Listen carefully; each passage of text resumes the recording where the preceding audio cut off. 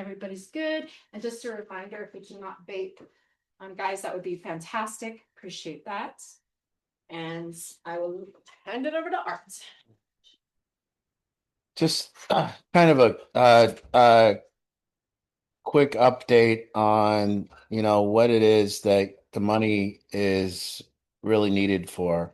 Um, I don't know if you guys know, but we are at the epicenter. We live, and for 15 years now, we've been at the epicenter of whatever shifts were happening in addiction and Washington state policy. And for years we stayed out of Washington state policy because we just did our thing and no one bothered us. And so we just helped people that needed to get sober. And we helped families connect and reconnect, and we help families learn to talk to each other, and we help people get over resentments, and we just did that work, and we stayed pretty quiet and in our lane, and we built this community through that. And there was a deep belief for us. There's always been a deep belief in family solving problems, and that we need our families to solve problems. We have to be united in a problem that one person in our family is having, to solve it as to help them solve it.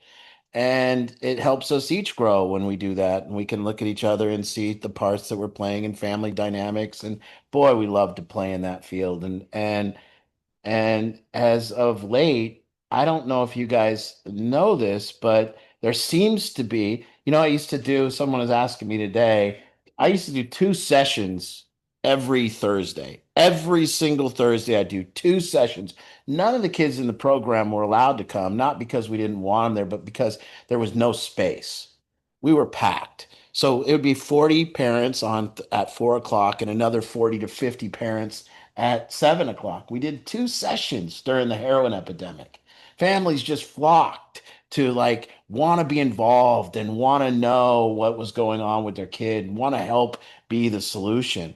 And we don't know why this shift has occurred, but families are no longer, maybe they're told that they shouldn't get involved. Maybe they're hearing words like anonymity. Maybe they're hearing words, things like my body, my choice, and we shouldn't ask people to get sober. Maybe there's 700 people in Auburn, Washington that hit the methadone clinic every day, and families are losing hope. And so what we need this money for is not just so we can give money to help people get sober, which is a big contribution. We need to hire people. We need to hire people to help us with policy. We need to know what people in our state, what policymakers believe that someone should have a free house if they're using drugs. And we need you guys to help us speak out about that, to say, my kid is out on the streets of Seattle using drugs, and you think the answer is that he gets a tiny house to use drugs in? You're insane. Like, you're insane. I had to kick him out of my house. Why do you think he's not living with me? Why do you think he's homeless? He's not homeless because his job ran out. They always talk about affordable housing in Seattle is a problem. And I'm like, what can they afford? Give me the number. If it's an affordable housing problem, then why do we solve it with free housing? If we had an affordable shoe problem, we wouldn't give everybody free shoes. We would lower the price of shoes. We'd say, what can you afford? But it's not affordable housing. They can't afford anything. They have no money. They've spent it all on drugs. So that's why they can't afford housing. So we have to understand and combat what's going on. So we came out of our lane, and now we have to speak up, because there's several things that are happening as a repercussion of these policies. I don't know if you guys have known this. I was talking to somebody today, and they were talking about victimhood. And I said, I went to high school at Kent Meridian High School around here. I had 18 really close friends, and we were a big, and then I was friends with almost everybody in the school. We knew everyone, and I never remember anybody was a victim at my school. I never remember people complaining about being a victim to anything. I go, we talked about parties. We talked about what we were going to do in our careers. We talked about friendship. We talked about getting girls. We didn't talk about how our parents sucked. We didn't talk about our trauma and what happened growing up. And so this victimhood has been created that now in my opinion, is can create an almost untreatable drug addict. A drug addict that comes and is no longer responsible for not only the putting of the drugs in their own mouth, but to say they're responsible for nothing that's happening in their life. And it's all due to the poor system. And it's all due to their trauma. And it's all due to this stuff. Now, I don't care if addiction is caused by trauma or not. I don't care what causes it. I'm here to fix it. So I know what solves it. And what solves it is and what's solving it for everybody in this room is taking a certain level of responsibility for your life. And as you get better, you will see that as you get better, what grows is that responsibility level. So I don't care what it's caused it, where it's coming from, but it is solved 100% with two things. One is a growing sense of responsibility for one's happiness in one's life. Blame stops. Number two, what is an awareness of ourself? We begin to learn about ourselves and learn why we did what we did, and we start learning how we can do differently. So it's always solved with two things. Somebody that recovers in those two areas. They recover from a lack of responsibility and a lack of self-awareness. And when they recover from that, those two things start to grow. So you can tell me it's caused by anything, but not your fault doesn't matter. It don't come into the equation. We feel very sorry for you that your life sucks and it's not your fault and you have a disorder. But guess what? You're the only one that can solve it. And don't count on the state of Washington or the system to solve shit. As you in the audience can tell me, name the last problem our government solved. Just lay it on me. What was it? Public wealth. Yeah, we have no answers when we say, and everyone's sitting around blaming the government. We all know they don't solve shit. They never have, never will. I literally believe that the last thing, I think they did something in regards to polio. And maybe somebody was alive back then, but I think that maybe they stopped the spread of polio in the 50s, was it? Or the 30s? Okay. I can't remember anything that's got better since. And anyways, that's my political rant. But what we're doing is we're bringing on real good thought thinkers and this thought provokers and people that can think. And we need to start staffing up at Battlefield, and we need to start being a bridge between what our policies are doing and what you guys say are the correct policies, because you guys know it better than they know it. Anyone in this room can answer what happens if you let a drug addict stay in his room and use drugs all day. Anyone in this room can answer that question. Anyone can say, as soon as you what do you do if what happens to the car when you buy somebody that's not sober a car? Anyone know that answer? They ruin the fucking car. It's 100%. There's not one drug addict that's ever been high on drugs and sold a car to buy a new one. They're all at the junkyard, 100% of them. So how can we, and yet everything people do is a mistake, and we have to watch our government make the same mistakes now. You know, just the idea that somebody was talking today about a backpack program, about giving people on the streets backpacks. And I went, how do you not understand that somebody is out there doing drugs and you're out there going, hey, well, you're doing drugs, please stay warm. Please stay out here and keep doing this. Are you hungry? Let me feed you so you can stay out here and do this. What else do you need? Do you have enough foil? Do you have enough stuff? And this is our government right now doing this. And I'm not a conspiracy theory, but God, it's very conspiring.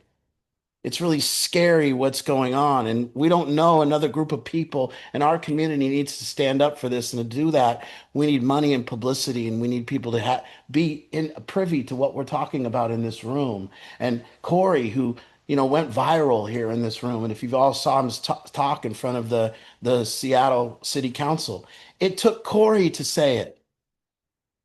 Take actually person that they're hurting to go, listen, you're actually hurting me by providing me pipes and drugs and, stuff out on the street, you morons. There was a gentleman named Grant Denton, who's a huge speaker in LA, and he's a recovery advocate. And, he tells this great story of how they would be at the homeless camp, and the homeless camp was like, 100 yards away from the church. And every day at noon, the church would give the lunch. And so all the guys in the homeless camp and the drug addicts would go over and get their lunch every day at noon. And at some point, they were laying in the tent, and Grant says to everybody at the camp, "Let's not go over there together. Let's just wait. They'll bring it over."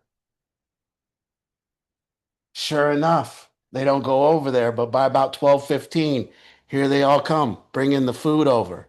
So that stopped them from even having to go and get out of the camp and go pick up the food. They just told them, "Wait, these dipshits will bring it over." And what it tells me is it says the drug addicts in Seattle are way smarter than the people helping them. The people helping them are actually, clueless to what they're doing. And if any of you have ever went to war with a drug addict and tried to help them, you know the ingenuity. You know what it's like to deal with somebody who has an obsession. That's what people don't understand. I had an obsession to use drugs. That means that while you're trying to figure out how I screwed you over yesterday, I'm figuring out how I'm going to fuck you over next week. You're 100 steps behind me. I have an obsession. I think about it 24/7. You were thinking about your job and shit. I'm way ahead of you and I'm smarter than you. So please, this is what we're actually needing to get out there to the public and say, listen, the people in this room know more than you guys. You've actually been through it. If you want to know the answer of what you should do, talk to us. Don't keep doing what you're doing to allow people to fold up on our sidewalks. I love Spencer Pratt down there running for mayor of LA. I love how he just calls it outright. He's like, there's the super mess zombies, he calls them. That's right. Super mess zombies. It's like, it's like a fucking Thriller dance around here. It's like that fucking Thriller video. It's like literally that's come to life. What the hell's going on, man? We're allowing the Thriller video to go. Anyways,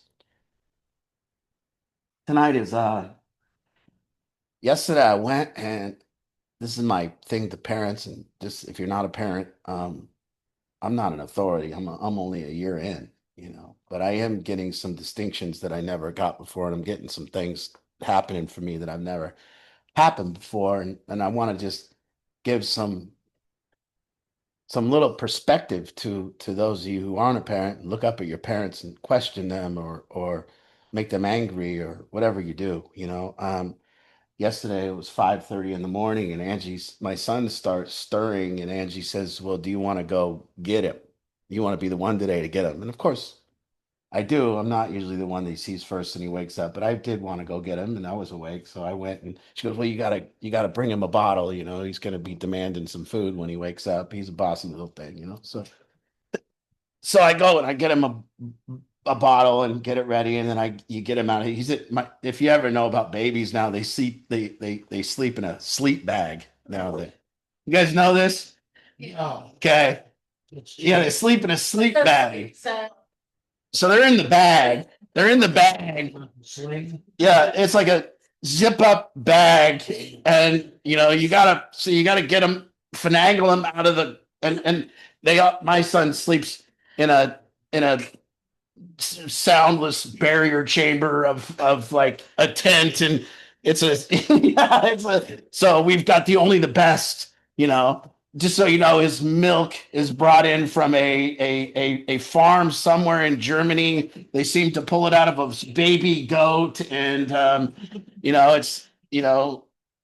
so we only have the premium. It goes for like $90 a gallon. We have it sent over, so he little A for don't let it touch his lips.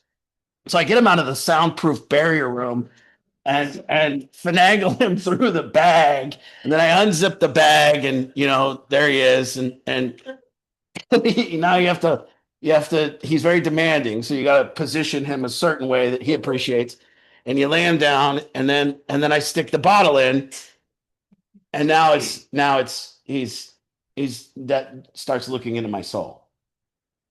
You see, so now I'm starting to understand why she wants to do this, and why she loves to do it is because in this moment he's the most present that he is the rest of the time, and that bottle goes in his mouth. It's kind of like when a drug addict gets their drugs, like when a drug addict doesn't have their drugs, they're like, and then you give them their drugs and they're like, that's what my dad used to say. You know what I mean? My dad always used to call me Baby Art.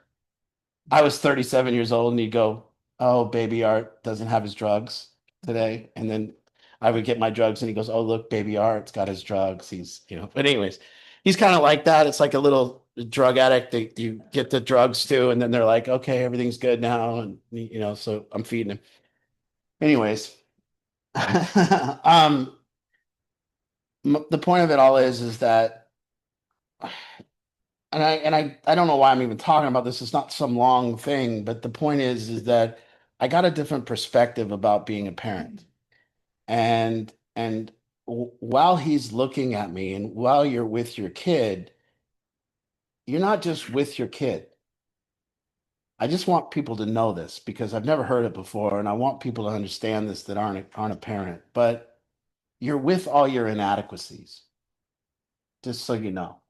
So and for me, what it showed me that I'm looking at this kid's little eyes, but all that I can think about is how I'm not enough for him, how I don't do it right, and I don't spend enough time, and I'm not a good enough this, and I'm not a good enough that, and I need to be better for him.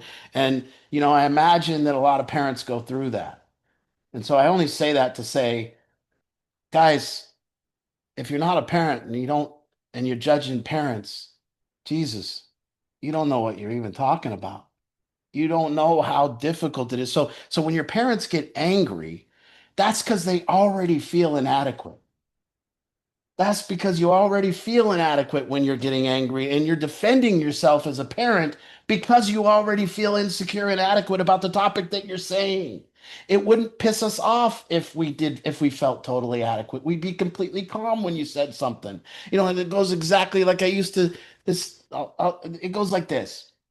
There was a kid in my house and he sold crack cocaine. And he was living in a sober house and selling crack cocaine. So one day he came to me and they go, Art, this kid's down here selling crack cocaine.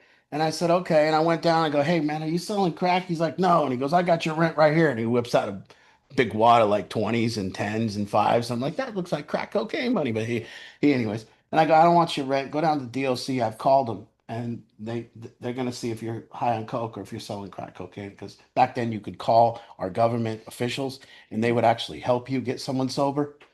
They wouldn't tell you that you're the bad guy. I can't call them anymore. So anyways, I send him down there and he's sitting in the office, and him and the officer call me and he goes, hey Art, this kid's down in my office and just had some rapper name, and he's down in the office and he's very angry that you accused him of selling crack cocaine. And so I said, well, you know what, man, you're a clown fucker. I said that to the DOC officer. And I go, you're a clown fucker. And he sat there quiet. And I go, and he laughed. And I go, do you know why you're laughing right now? And he goes, why? And I said, because you're not a clown fucker and you've never fucked a clown. But you know why he's angry right now? Because he sells crack cocaine and he knows it. You see? So to understand when we get angry is to understand that somebody is accusing us of the inadequacies that we've already feel.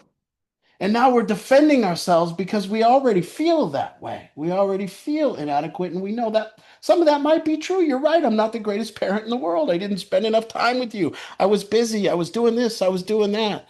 And so, for me, as I roll out into this parenthood thing, I just want parents to know that it's changing my perspective, and it's helping me to understand a little bit about what people go through in this kind of thing. And then especially when your kid becomes, problematic and you're starting to go through the problems with them.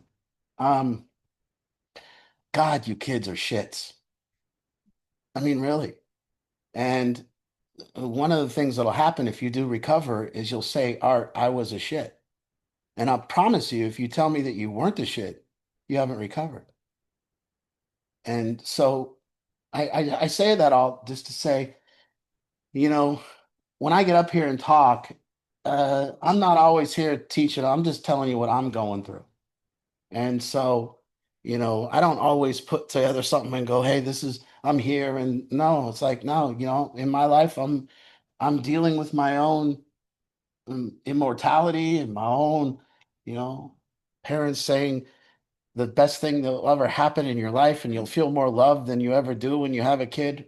To me, that's wrong. Wrong. I'm too scared to love my son the way I need to love him. I'm too worried that he won't that it's going to get taken from me. So I get very cautious with my love for my son, and I'm very fearful.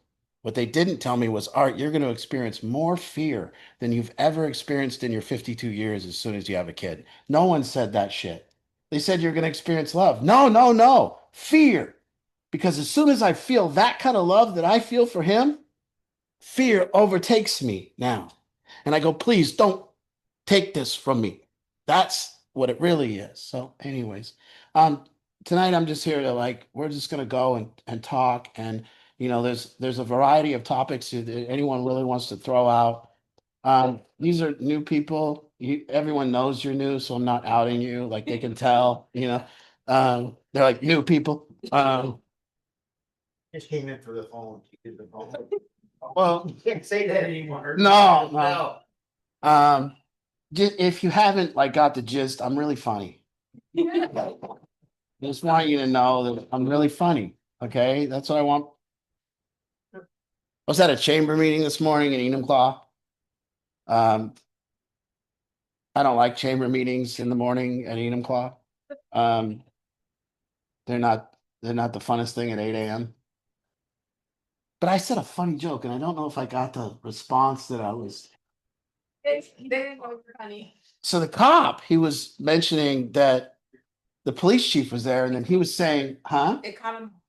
Expecting. Yeah," because it was really funny. Is he- But the police chief says, "Hey, we're like we're trying to hire some patrolmen. We're trying to hire this." And he's talking about how he's going to hire some more patrolmen and some more. And then another lady starts speaking, and she runs a church. And then she said she's looking for a janitor for the church, and they're going to hire a new janitor. And I said, well, I would take the. And then I stopped her. You know, she was speaking publicly in front of the room, and then I stopped her and said, well, I would take that janitor job, but I've already signed up for the patrolman job. You know, like I'm just going to be a patrolman. You guys aren't getting it either. The funny was when you said, "Oh, crap, my record." I did. I did. Well, it's funny because then they were gonna. The school district was looking for a superintendent, and I want to say, I could take that one too. Like you know, like I remember there was a kid, Josh Smith, and he was in the program, and he was applying for a job at Delta Airlines, and we're like, Josh, what job are you applying for? And he goes, pilot. like, I don't think you're gonna get it, dude. You don't.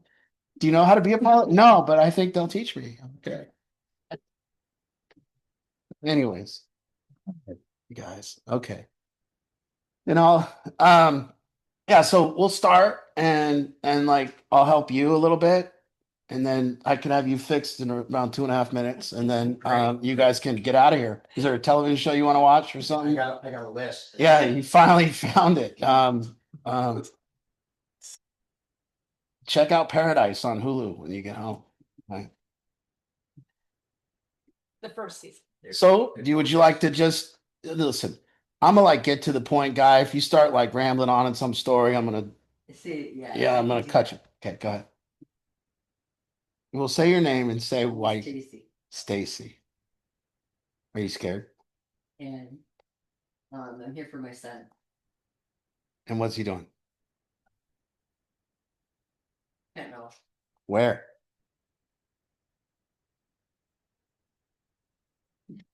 Do I have to sit? If you want to get help, you do. Probably in the garage. Oh, so he lives with you.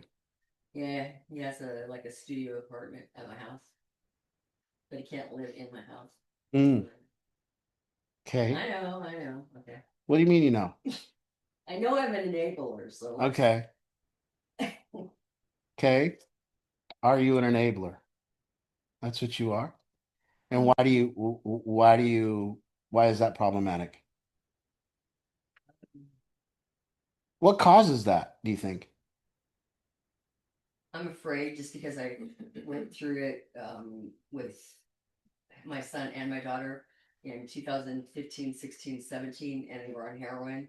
And then they got better, went to the methadone clinic. And my son got off of the methadone and was clean for a couple of years. Went to counseling, da da da da da. He said it was easier to get off heroin than it was methadone. It is. Mhm. So, yeah, that's So you think you do that because you're afraid to lose? I can't hear. You think you do that because you're afraid to lose? Okay. My husband died in 2021, and I have a business in my home, and my son helped me with that for 2 years, really, really, really super good. And probably I would have quit if it wasn't for him. But because I went through all that with him and his sister, with jail and drugs and all that, I'm afraid. I Okay. don't want to have to go back to that again. All right. Is your son a drug addict? Is your son a drug addict? Okay. Yes? Yeah.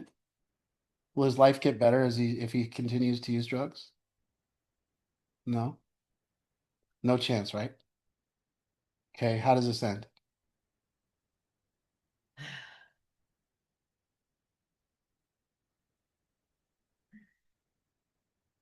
He's got a girlfriend living in there too. How does So- this end?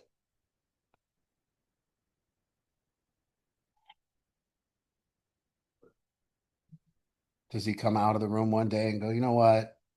This whole fentanyl thing's, Does and works really hard at my house. Yeah. does your son get angry when you question him? He gets angry. Does he Yeah. get angry when you tell him he needs help? I haven't honestly talked to him real seriously about it recently. I'm kind of avoiding it. You see, this is what I want everyone to know, and I want it, really is information for everyone. Who do you think on this planet your son cares enough about to stop using drugs for? Mhm. You know, there's old we used to tell this story because it's like I think it's a Greek like mythology or something like that. And it was also a Batman episode. And Batman gets buried alive and he gets put in a coffin. And he's buried alive in the coffin. And he's got amnesia, so he doesn't know he's Batman. And then all of a sudden the amnesia wears off and he remembers he's Batman. And as soon as he remembers he's Batman, he just throws the ropes off and pushes the shit up and just gets himself out of there. And the story goes that all of us, especially mothers, pick their problems before they're born. You picked your problem, and that you wouldn't have picked the problem that you weren't capable of solving. And so, and I don't even need to tell you, you're either going to be the problem or you're going to be the solution. And you know that you have the power to fix this problem. And what you need to like get down deep into your bones is that smoking fentanyl is as bad as it gets. You can't go past that. And it doesn't matter if you're smoking it in a hut, you're smoking it in your house, his studio apartment, the streets, you're smoking fentanyl, you're at risk to die every time you're smoking it. That's it. There is no reducing harm, there's no way to make it safer, there's no nothing. So, when you start putting together some conclusions in your head, number one, I'm the only one that can stop this. Number two, he's at risk every day. I let it keep going. You're going to start digging down inside of you and realize that you're here to solve this problem, that you're your son's savior and no one else is coming.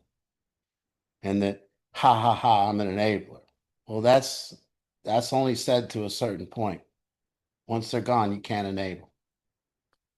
And, and I'm not saying that shit to like, I just, I'll just tell you what, if we have somebody that uses fentanyl in this house, we don't stop watching them and observing them the entire time until we know that they're clean. If I know someone's using fentanyl, I can't sleep unless I have Brandon watching them, or Max watching them. So it's a very serious thing. And it ain't much because I already know that you have the power. I can look at you, I can hear you, I already know. Your son will do what you ask him to do. So just ask him. I ain't saying you have to kick him out or anything. I ain't saying you're going to have to do it. I'm going to say you're going to go home to your son. You're going to say, son, I need this to stop. I don't care if you want to stop. I don't care if you need you don't want to go to treatment. I don't give a shit about none of that, but this stops today. It'll stop. It's that easy. But no one's told you. And no one told you before he went to the methadone clinic, don't let him go to the methadone clinic. They didn't tell you. Huh? They don't tell them? They don't tell him. Are you fucking? I mean, they want people on that drug, man. Removed from it, but she's my friend and I love her. And my name's John. I'm an alcoholic drug addict. Pretty done. Anyway, I came back into her life. First time was when I was about 13. We were all doing drugs in the property where she still lives. She just expanded and bought another lot next door so she could be with her mom. And at any rate, she's seen a lot.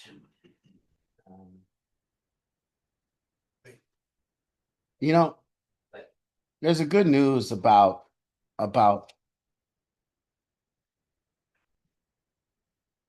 are you in it? You see, you said I'm an enabler. Let me ask you this. Are you the thing that enables? Or are you the thing that knows you enable? Okay, let's break it down again. You said I'm an enabler. Yeah. Are you the thing that enables? Or are you the thing that knows you enable?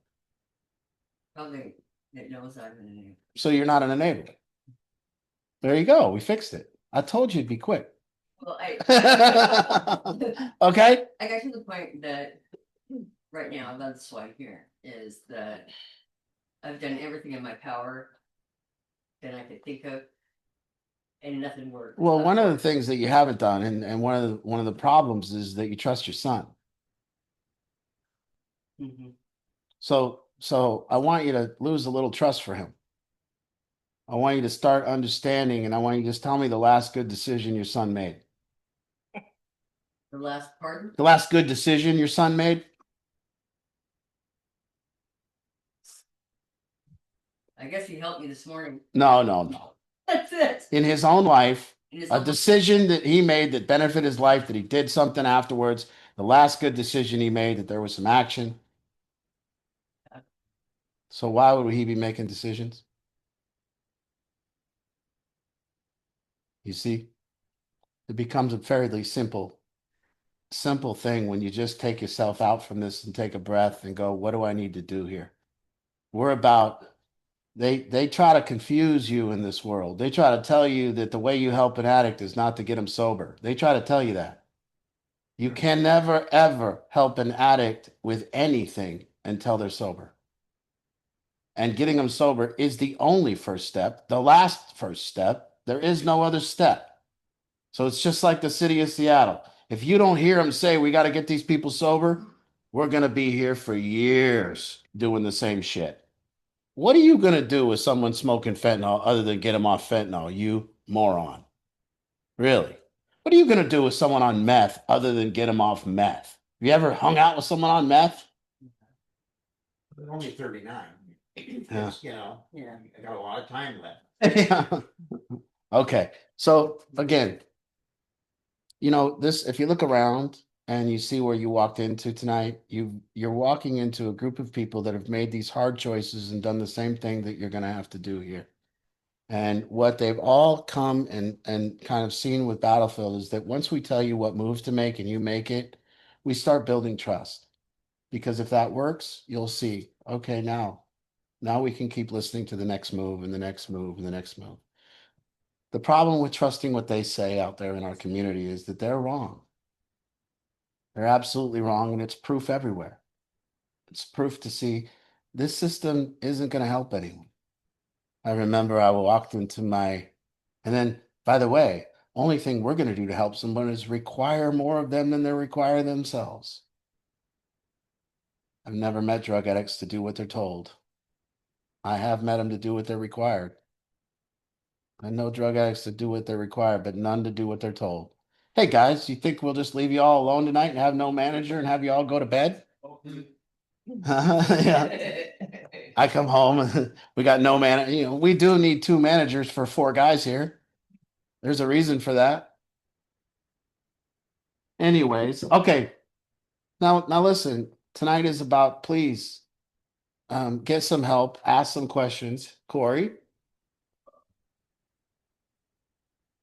you're not a star, Corey. Forget about anything. Yeah, no, nobody wants your autograph. Yeah.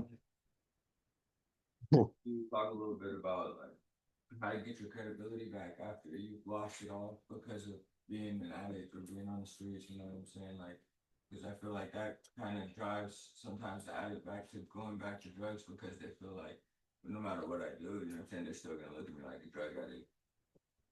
You know, my mother told me before she died, my mother died in about 2018, I believe. I got sober in 2011. And my mother said to me about right before she died, which was 7 years in, she goes, it took me the first 3 years in your recovery for you to come over and have coffee with me. And I finally, after 3 years, didn't expect you to ask for anything. 3 years in.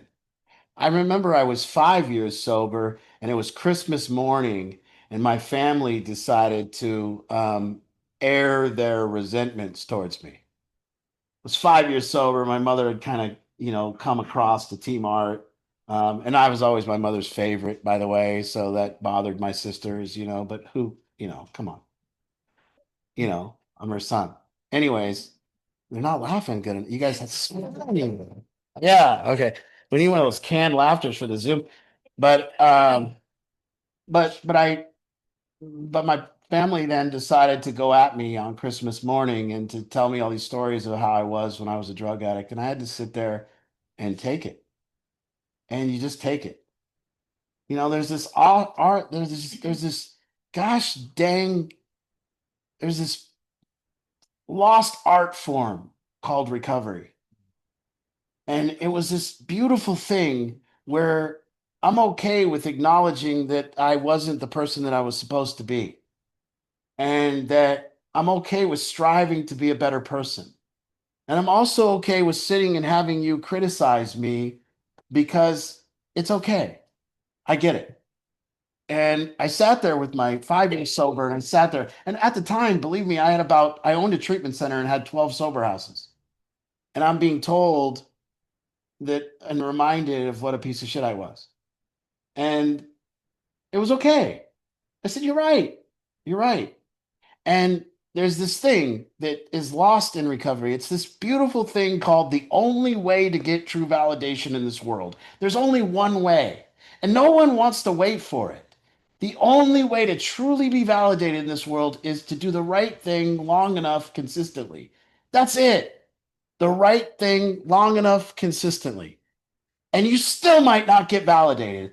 No, still people might still think you're this or you're that. I'm 15 years in recovery, and do you know what I still struggle with? That I'm not a good person. I tried to outperson that person that I was for 15 years, and I still have doubt in myself because of that. I still wait for me to screw up my own life 15 years in.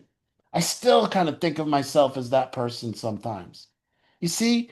And so having people just, that's the most, for drug addicts to say everyone should just trust me now. Who do you trust just because they tell you that they're changed? Everyone always coming up going, oh, I've changed. You don't get to tell everyone you've changed. You don't get to do that. You know who gets to say you've changed? The people around you. That's who says it. When you hear the people around you say, man, that person's really changed, now you know you've changed. But when you come running back, I used to, come running back to my friends, oh, I've changed a lot over the, and they're looking at me like, oh, same old shit. I don't think so. And it was only when other people go, wow, you should have seen this guy before. Now, when I sit at a poker table or I sit with my old friends or I go places, people tell stories about me that I used to be. Oh, I got a story about who this guy was back in the day. You should have seen this guy. Now this is what he does. So you have to let other people be your publicity and you have to let other people come around. And it's not our time. It's not our timeline. And all we can do is the right thing long enough consistently. And one lie, one theft, one indiscretion could lose all of it. And you better face that. You see, I've done 15 years of work to be respected. I've done 15 years of work to keep my name. I gave my word for 15 years and I think I've upheld it pretty good. But if I go out in that car and I'm caught out in the car cheating on my wife, it's all gone. I got no credibility, nothing. Now imagine how harsh that is. And you want it that harsh. You see, you got to look at this. You and I, Corey, we live in two different worlds right now. It ain't fair. If one of these girls gets up today and you grab their ass when they're walking out of this room, what happens to you? Right. No, it ain't yet. It ain't a wrap yet. You might get slapped in the face. You know what happens to me if I do it? I lose everything. I don't have a livelihood. So that's a long way for me to say, if you don't have everything riding on your behavior, everything riding on recovery, then you ain't done the work yet. And it always still all rides on it. It never goes away. You guys, I'm going out there. If I'm in my driveway when we go home and my wife looks out and sees me out in the car smoking crack, my credit score just went from an 800 to a 0. There is no credit. I don't get to come in and go, honey, I haven't done it for like 15 years. It's okay. It don't work that way. And then, but a little easier to fix your credit as if you've had an 800 once, you know how to get it back. So yeah, it was a good question, but it ain't on us to figure that out. It's on us to do the right thing long enough, consistently. And then we wait and we see we see the eyes that are on us start to change. They start becoming kinder. People start having kinder eyes to us, a little less suspicious looks. We start to walk in a room and we improve the room rather than hurting the room.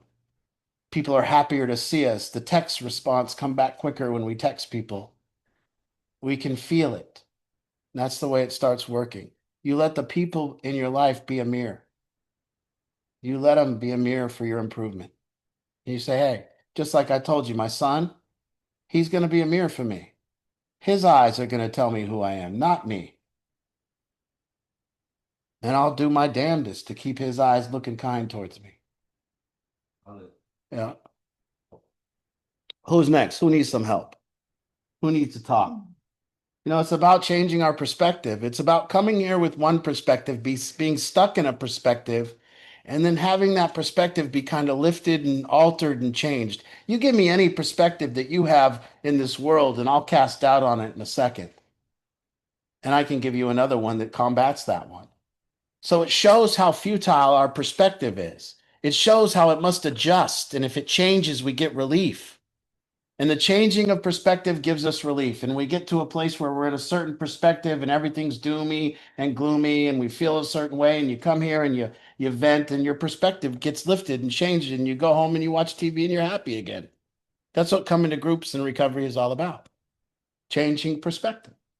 Stating my current perspective and then having somebody alter it. Because my current perspective is pessimistic. My current perspective is negative. So I need it altered. Can you guys alter it? I learned that last night by coming here.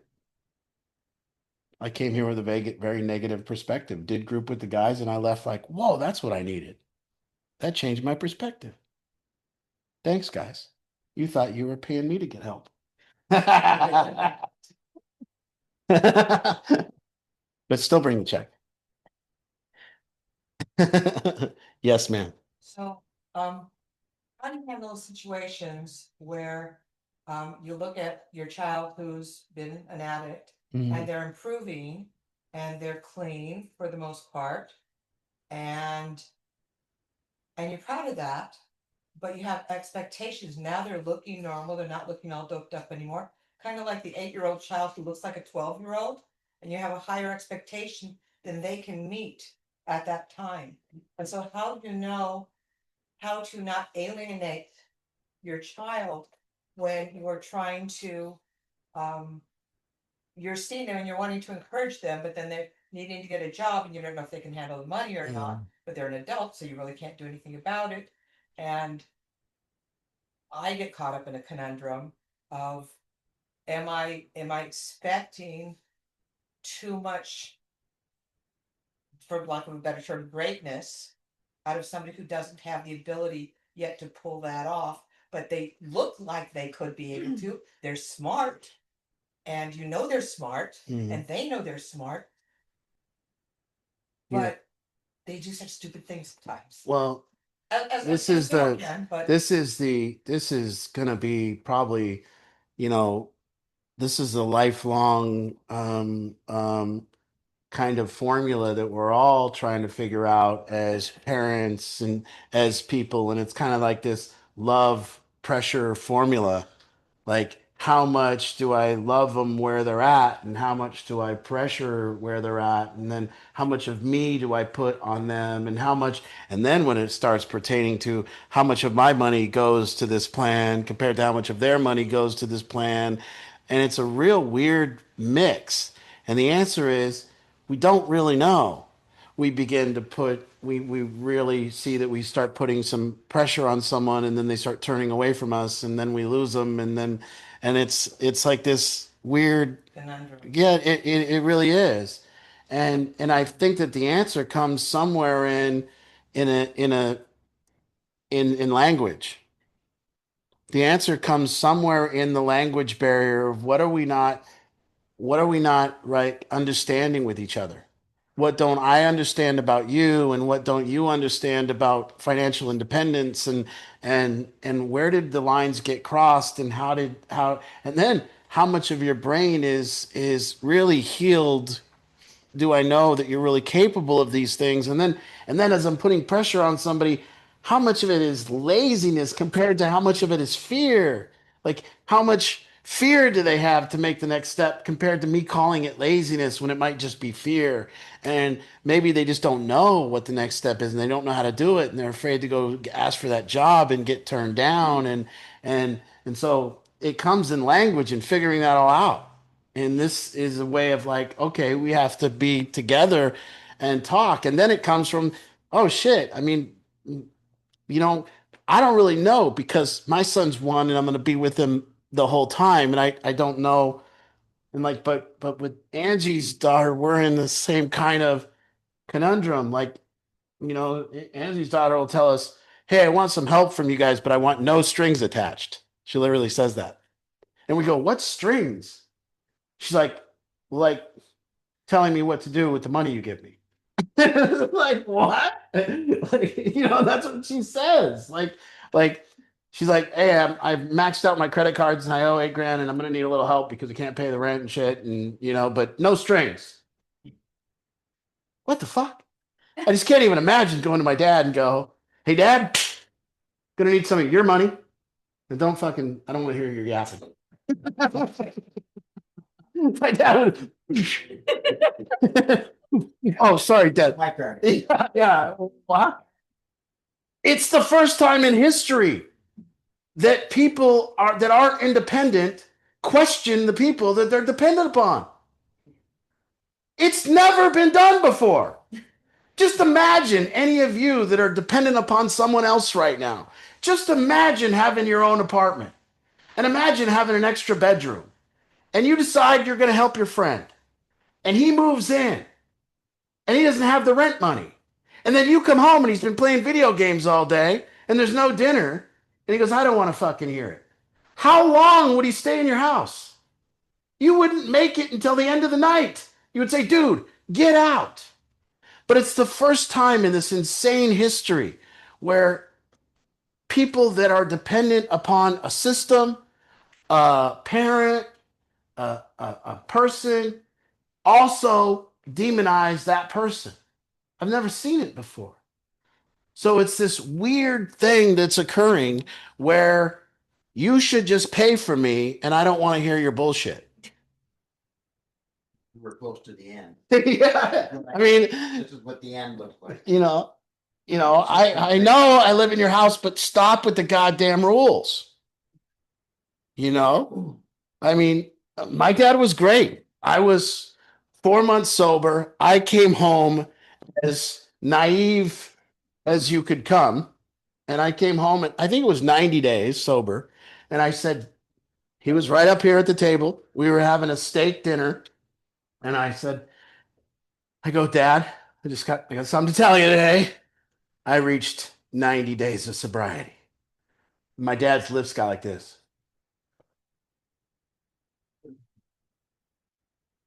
And he goes, so let me get this straight. And I'm like, oh shit, what the fuck? He goes, you were stabbing yourself in the head with a pencil and you stopped. And I went, that kind of sums it up. And then he goes, now, get off my payroll. That was my 90-day celebration. And what he meant by that was get a fucking job and get out of my house. And he wasn't fucking around. And I love him for that. I love him. Because the next day I woke up and said, all right, Dad, let's roll. And it pushed me to go to go do that. And right then I switched from praising myself from sobriety to going, I ain't shit until I'm independent. And that did it for me. And I love him for that, But that was my dad's timing. I could tell 100 different fathers to say the same thing. And nowadays, kids, the kid might never talk to their dad again. And in our society, they could probably go find some enabler to take them in and pay for their way. I don't care what you think. I don't care what you want. I don't care. Yeah.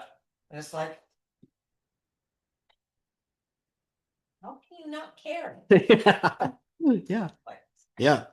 It's true. Failure is a great teacher. And you don't have to do a damn thing. But You can help them.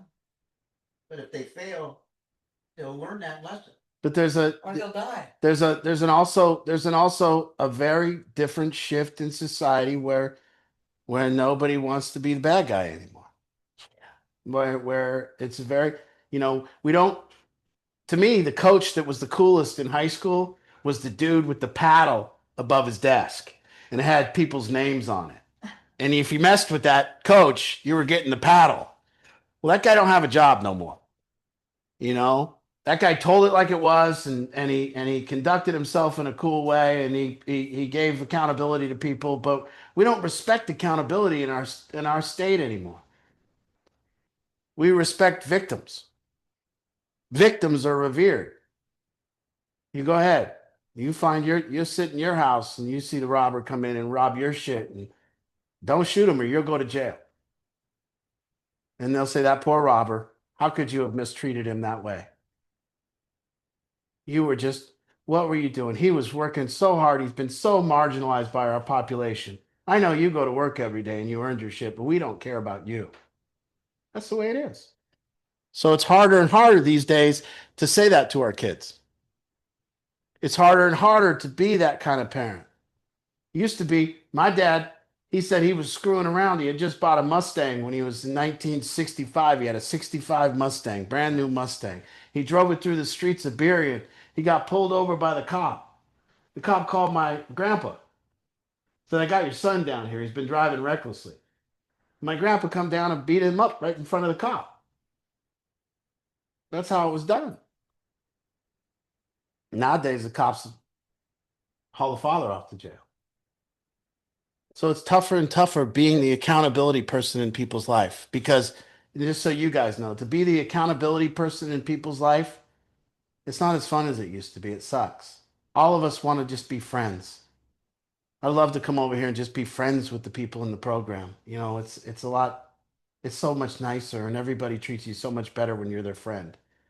But one day, all of you that are struggling now, one day, all of you going to have to be a friend to somebody and actually try to hold them accountable. And you're going to see what it feels like to be demonized when you do so. Have you're saying, hey, you know, it's like telling a 5-year-old they should take a bath. I hate you, Dad. I hate you for wait. I'm just asking you to get clean. Yeah, I hate you.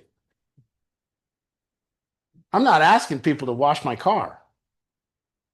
When we say we're holding some accountable, we're really just saying we'd like you to do some good things for your own life. And we're hated for it. So what are we hearing? Don't try to control me. Hey, I just said I'd like you to do some good things for your own life. Don't try to control me. You're always meddling in my life. No, I just said you should do some good things for your own life. Yeah, you're trying to control me. I should get to sit around on my phone all day, every day, and watch television. Okay. It's the way it is. But maybe that's the same way with parents. Maybe somebody's telling your inadequacies and you already know they're your inadequacies, so it makes you angry. So maybe rather than getting angry with people, you should see that those are things that you need to work on. When I feel inadequate towards my son, it's because I feel like I might not be spending enough time with him. Well, you know what the antidote to that is? Spend more time with my son. Helps me from feeling inadequate. So sometimes our brain's actually right. Anyone else? Good questions. I don't know, but it's a formula, and until you find it, I don't know if you can. I don't know if anyone's mastered finding that formula. If you figure it out, tell the Wiggins.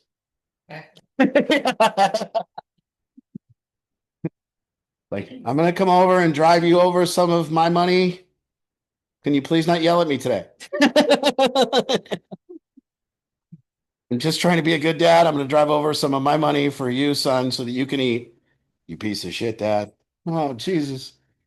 Here, please, yeah, you bet. Love that. Yeah. Yeah, just don't question me about why I need the money. You know, I think that. another one I came home. I was so happy. I was like 60 days sober, and I found out all these people in NA were going to something called Clean and Free. There was this convention over in Ocean Shores called Clean and Free, and I was 60 days sober, and they're all going, "Hey, we're gonna go to Clean and Free." And then I didn't have any money. I was only 60 days sober, and but all these kids were going, and they go, "You can sleep in one of the hotel rooms that we've already got, and you just need to get your car and some gas money and some food money." And so I came home, Dad, and I go, "Dad, they're having Clean and Free in Ocean Shores. I think I want to go." And he goes, "You mean a vacation?" He goes, "You want to go on vacation?" He goes, "I've watched you be on vacation for 17 years." And he goes, "By the way, in this vacation of yours, were you going to take some of my money?" And I go, and he goes, "Who goes on vacation with someone else's money? It's not a vacation, son." Needless to say, I didn't make it to Clean and Free that year. But goddamn right I did next year. And it was with my money. I was able to pay for the stupid little mopeds myself. The go-karts from 1963. Yeah, Ocean Shores is a dump, people. It is disgusting there. God, me and Angie went out to eat, and it's like we had to leave 3 different restaurants because each one had like flies and shit, and we were like, and then you go over to Seabrook. Now there's the spot. So if you've ever been to Ocean Shores, just leave, go to Seabrook. It's beautiful there. It's like the Truman Show. Yeah. It is. They made a city out of the Truman Show. Got there, that's actually. I was like, this is a lot like the Truman Show. And they're like, yeah, we made it exactly out of the Truman Show. They have like the big chair that's huge that you have to climb up in and sit in. They have kids riding on bikes everywhere. They've got the ice cream shop. They got and then everyone in the town goes to the beach to watch the sunset. Everyone. So at 4:30 or 5, everyone in Seabrook is out. Where's everybody going? It's about like 20 miles from Ocean Shores. It's like, On Highway 3. yeah, I don't know. 106. 101, I think it is. But yeah, it's beautiful. We found a little oasis. What about you guys? What are you thinking? Just something to, what are your thoughts? Feel like we're just marking time and a plateauing here. I'm not really sure what to do about it. Well, let's switch the perspective a little bit. You guys, and this is true for me, we are the lucky ones, okay? And I want everyone in recovery to understand. I told you guys last night in the group, I said, there's this time in early recovery. In baseball, there's the beginning of the season in baseball. In the beginning of the season, every at bat that the batter goes up to really changes his batting average. So the most beautiful part about recovery is that we can dramatically change our batting average and who we are in life in a short time and really, really improve. And there's a lot of room for improvement in early recovery. So we're blessed there that we can improve a lot. And also, there is something in recovery from whatever we're recovering from that other people don't get. And what that kind of is the ability to take a look at ourselves and the ability to grow. For a lot of people, they just live in mediocrity and don't face much adversity. And I don't think that that's a really great thing for a family to face no adversity throughout their life and but there's a family of 3 people sitting here tonight, and you're coming here under a kind of a common bond and a strength that, you're here to help each other and you're here to support each other. And who gives a shit if you don't say it right and if you don't do it right, if you don't know how to do it, and who cares as long as you're doing it? It's like I tell people about golf. It's like if I'm out on the course with Tiger Woods and I swing a club and he swings a club, we're both golfing. Nobody can deny it. So when we're on this course that you guys are on, you're here on a course, you're together, you're doing something. Most families have already got rid of each other and are only doing Christmas at this point. You see? And so families move on. They don't bond together. They don't do what we're doing here. And to me, I was hoping tonight that there was a lot of different families represented because I've kind of we've lost this like belief in the family because it's not coming to us like it used to anymore. And it's sad. So if we can find anything that is common ground for a family to come together and fight, work, yell, whatever it is that you're coming together to do, at least you're coming together. At least it's not a silent treatment for 6 months and none of that shit. So I don't care how you do it or what you're doing it. And it's not perfect because nobody knows what the hell's going on. Nobody knows, especially with what Mikey's going through. Nobody in the world knows how to handle that. Nobody. It's just family. It's we stick together, we work with each other, we honor each other's perspectives.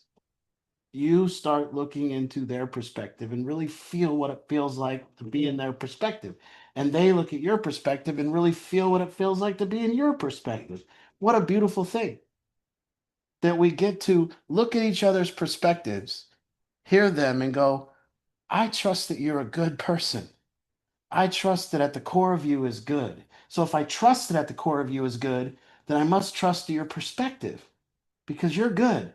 But if I say you're bad and I'm right and you're wrong, then I can't even hear your perspective because you're wrong. But if I trust, wait, we're all good here. Let me figure out, because if I was you, I'd be going through the same thing. And you're going through something that I need to understand. And you guys are going through something that he needs to understand. And the rest of the family needs to understand. And we got to not worry about the actual finish of it or the results of it or any of it. We just got to understand that we're doing it. Talk about feeling all your inadequacies in real time. That's right. That's right. And that's why I want you to understand, and I wanted the kids in the program and the kids here to kind of understand, or the adults here. I want you to understand that it's not easy for them to be with you either. Because whether they take credit for it or whatever, they blame themselves. So don't think for 1 second that all these parents that are getting criticized don't blame themselves, because parents blame themselves. They think all the time about what you could have done differently and where this went wrong and when I could have improved. And don't think that parents aren't doing that all the time. And they might defend themselves to you and they might say, I don't want to hear it. But when they leave the room, they go sit in their room, they sit with their own inadequacies and wonder what they did wrong. So, for me, I get to be on both sides of this and try to explain it from all these perspectives. So that's what tonight for me was, is hopefully you can come here, and when you come here, you get out of your own perspective, because I can cast doubt on whether that's right or wrong. And if you can shift and maybe take somebody else's, you can get relief. And the relief comes when we can shift perspectives. That's when the relief comes. When we can go, oh, I can see that. I understand that. That makes me feel better. Makes me feel safer. Makes me feel like it's going to be okay. So that's what we have, is all these warring perspectives that we're all trying to say, let's just switch chairs around the table for a second. Let's all get in our seats and then let's just take each other's chair and see how that works. And when we do that, that's beautiful. So, we can't ever look at any of this stuff that's going on as a tragedy or as wrong or right. It's these problems that we all picked up on before we were born, and we chose them. Now it's just time to be with them and not push them away and understand I chose this. This is the life. So here I am, dealing with the problems that I chose for myself. And I just need to now dig in, accept it, quit pushing the problem away, really, really go, hey, it's not even really a problem. It's just what we're going through. This is it. This is what we're going through. And there ain't no family in here. Everyone was kind of at group last night with me, like, hey, Art, you have problems? Yeah. Yes. Yes. They never go away. It always feels like this. And it always feels like our problems are worse than the guy next to us' problems. Always feels that way. We always are envious that, man, I'd rather have your problems than my problems. And it's like, it doesn't work that way. One thing you can take comfort in, Mikey, is you don't have to worry about like 5 years from now at Christmas, like all of us sitting around having a go at you like Oh, you might be ready to take it. Yeah. My sisters were ruthless. I was like, I did it. I used to pick up my nephews, and I can't even tell you that shit. Never mind. I was a bad guy. If you had any interactions with me between 2000 and 2011, sorry. Yeah. Yeah. I wasn't good. But I never thought I was good. I never defended myself. I always thought drugs were the wrong thing to do. I always knew I was behaving horribly. I always knew that I should feel shame. I didn't tell people not to shame me. I did shameful shit. Huh? I stole everybody's money whenever I could. You left me alone with some money, I took it. I cheated on every girlfriend. I did a lot of shameful shit. But it's not a good career path. It was actually. I did all that shit so I could sit here. Yeah, you're welcome. You're welcome. You're aware of You know how much crack I smoked for you people? How else was I going to get the knowledge? So you're welcome. Yeah. And if I ever have to go smoke that shit again, you all are in trouble. Thank you for what. Very, Very good. we got Very. we had time. What's up? It's 8:30. Well, I didn't usually I have a more fluid and prepared talk, and I didn't do that tonight because I don't have it in me all the time. I don't have it all in me to say I got everything together. I absolutely 100% after 15 years of sobriety, am more mentally ill now than I've ever been. Today, I just kept saying the word bipolar. I was like, I'm bipolar. I'm bipolar. Did you hear me? This is like, I think I'm bipolar. I think like I'm happy one minute, angry the other minute. I'm very fluctuating. I'm not that. I hate myself one moment. I'm the coolest thing ever. The other moment, I'm inadequate. I'm a complete mess. I'm angry at her, and then I have to apologize, and I'm a mess. And that's after 15 years. And more, I see why people seek relief. It's tough. Relief from the shame, relief from I called it this shame gap. And I don't say that I experience shame like feeling like this bad, like, oh, I did something wrong and I'm shameful for it because I do, it's not really like that. It's more of this gap between the man that I think that I am and the man that I'm currently being, you know, and it's that gap that I live of the man that I want to be and then the man that I am. And that causes a lot of turmoil in my life. I wish I could be better. And that eats at me. And so that's what, a struggle for me right now is no matter how much you do and no matter what you do, you can't make up for you try to make up for what you were, but it don't work. And, so I'm a mess. So anyways, Did it and do good yeah, it is. for the future, because It is. you did wrong, now you know what to do. I can't, but I wouldn't know what we'd be as a society without shame and guilt. There's a place for them. And I think that they're okay. It's not okay to let yourself get eaten up, but it's okay to name it and say that's what I'm experiencing right now is a little shame. And it's about this, and it's not about you, it's about me and what I'm going through. Whether that's shame, guilt, envy, jealousy, anger, whatever it is, but I know what I'm going through and it ain't your fault. It's just the song that God's currently playing in my life. So thank you guys. Thanks, everybody. Good night. Good night. Good night. Good night.